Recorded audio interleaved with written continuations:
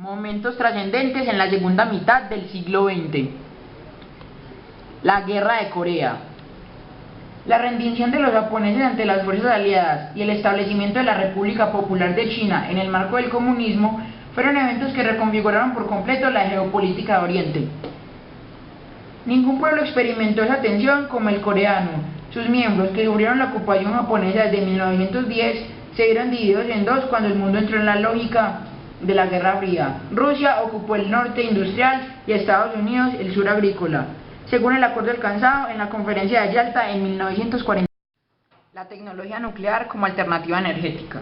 El 8 de diciembre de 1953, el presidente estadounidense Dwight Eisenhower pronunció ante la Asamblea General de la ONU el discurso conocido como Átomos para la Paz. Allí por primera vez se proponía un programa de cooperación internacional para el uso pacífico de la energía nuclear, cuya magnitud destructiva había pasmado a la humanidad 8 años antes. En su discurso, Eisenhower invocó los conceptos de paz universal y de dignidad humana, en los cuales debían basarse el desarrollo del conocimiento y la aplicación de la energía nuclear, con miras a evitar la destrucción de la vida sobre la Tierra. Propuso además un acuerdo entre las grandes potencias del momento para contener la fabricación de armas nucleares y, en cambio, hacer públicos los conocimientos científicos que condujeran a usos pacíficos y comerciales de dicha energía.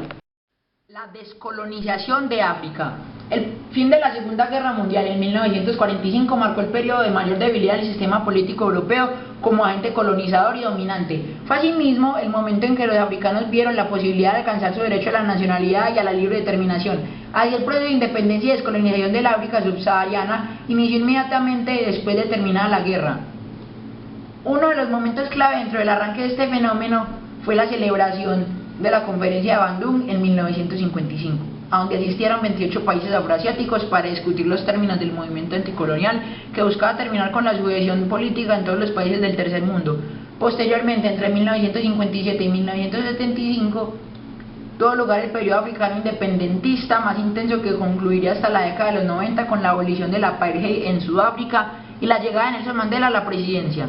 La independencia de los países africanos de sus colonizadores europeos comenzó con Egipto, que se liberó del poder británico en 1922. La lucha por los derechos civiles. Casi un siglo después de la abolición de la esclavitud, la comunidad negra de Estados Unidos todavía estaba sometida al racismo y a la segregación a mediados del siglo XX. En diciembre de 1955, en Montgomery, Alabama, un acto no planeado de resistencia dio lugar a una lucha que habría de cambiar esa situación. Rosa Parks, una integrante de la Asociación Nacional para el Avance de la Gente de Color, se negó a dejarle su puesto a un blanco en un bus. Fue arrestada y encarcelada por ello. Esto generó una airada protesta por parte de la comunidad negra de la ciudad y marcó el inicio del movimiento por los derechos civiles. Martin Luther King Jr., un joven reverendo baptista, se convirtió en el líder del movimiento a nivel nacional. Desde un comienzo, King defendió la práctica de la no violencia como el modo de operar de la organización. Así, se iniciaron campañas para combatir la exclusión racial, tanto en las escuelas como en el acceso a la votación, y se llevaron a cabo acciones de protesta pacífica. En la mayoría de los casos, estas terminaban con la intervención de la policía, pero la violencia con la que eran reprimidas demostraba la crueldad del racismo ante las cámaras de televisión que las cubrían, lo que puso la opinión pública al lado del movimiento. El 28 de agosto de 1963 se dio la mayor manifestación del movimiento en la marcha a Washington, donde el reverendo King dio el famoso discurso "Tengo un sueño". En 1964, el Congreso de los Estados Unidos aprobó finalmente la Ley de Derechos Civiles, con la cual se ponía punto final a la segregación en todo el país. Martin Luther King recibió el Premio Nobel de la Paz. Sin embargo, los logros obtenidos por el movimiento no fueron definitivos. Martin Luther King Jr. fue asesinado el 4 de julio de 1968. Esto dio paso a posturas más agresivas de confrontación con los blancos, defendidas por líderes como Stokely Carmichael y grupos como las Panteras Negras. Las tensiones y continuos disturbios alrededor del problema racial en los Estados Unidos se han mantenido a lo largo de los años. Lo cierto es que las leyes cambiaron y lo que ahora es un problema de tensiones culturales, antes era una terrible injusticia promovida institucionalmente. La Guerra de Vietnam. El 8 de marzo de 1965, los primeros marines estadounidenses desembarcaron en la península Indochina. Esto marcó el inicio de la nunca oficialmente declarada Guerra de Vietnam, que terminaría 10 años después con un saldo de más de 3 millones de vietnamitas y cerca de 60.000 norteamericanos muertos. Los orígenes de esta guerra se remontan hasta 1945, después de la Segunda Guerra Mundial. Vietnam fue dividido en dos. como había ocurrido con Corea. La mitad del norte era comunista y estaba apoyada por China y la Unión Soviética, mientras que la mitad del sur era aliada de Estados Unidos. Pero esta estaba amenazada por la presencia de la guerrilla comunista del Vietcong. De este modo, la guerra se intensificó debido a constantes bombardeos y operaciones en tierra en busca de los comunistas y de sus aliados. A pesar de contar con un poder de artillería mucho mayor, Estados Unidos se vio en desventaja ante la guerra de guerrillas a la que lo forzó el enemigo en medio de la selva. Para 1968, el ejército y la opinión pública norteamericana entendieron que no había posibilidad de ganar la guerra. El entrante presidente Richard Nixon decidió avanzar en diálogos secretos con el gobierno de Vietnam del Norte para buscar una salida negociada al conflicto. Las negociaciones llegaron a su fin en enero de 1973 con la Conferencia de París. La llegada del hombre a la Luna.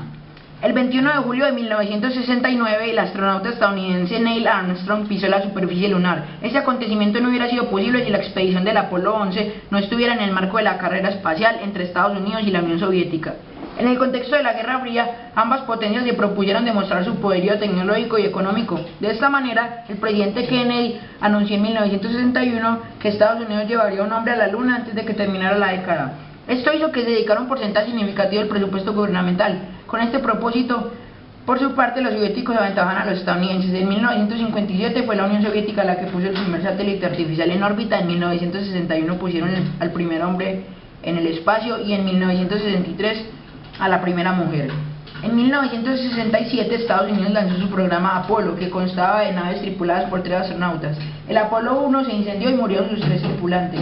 Muchos cambios fueron realizados en modelos sucesivos hasta que finalmente llegó el Apolo 11. Tras desprenderse del Saturno 5, 54 horas después del despegue, la nave Columbia fue atrapada por la atracción lunar. La nave orbitó la Luna mientras el módulo que contenía, llamado Águila, partió con Neil Armstrong y Edwin E. Aldrin.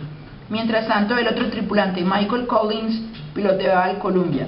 A pesar de que hasta ese entonces no se sabía cómo era la superficie lunar, el Águila debía aterrizar y luego despegar autónomamente hasta que la nave Columbia lo recogiera en el espacio. Esto nunca se había realizado, por lo que Armstrong y Aldrin se enfrentaban a lo desconocido. Todo salió bien. 5 días después de haber partido de la Tierra, el Águila lunizó, de modo que ambos astronautas pudieron pisar la superficie lunar y recoger las primeras muestras. Este evento fue televisado y transmitido mundialmente, marcando a toda una generación y un logro soñado por la humanidad. El programa Apolo 11 costó $135.000 millones, de los cuales $28.000 millones se destinaron a módulos de comando y exploración.